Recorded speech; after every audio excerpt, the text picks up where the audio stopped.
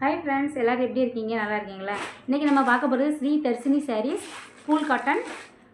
அடிக்கிற வெயிலுக்கு இப்போ சாரீ வந்து நல்லா கூல் காட்டனாக கட்டினீங்கன்னா சூப்பராக இருக்கும். வெளியில் போகிற அந்த டயர்ட்னஸே உங்களுக்கு தெரியாது, அந்தளவுக்கு நல்ல ஜில்லுன்னு இருக்கும்.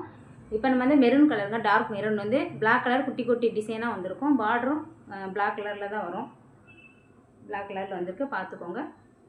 இதில் ஒரு 3 கலர் இருக்குங்க. இது வந்து ப்ளூ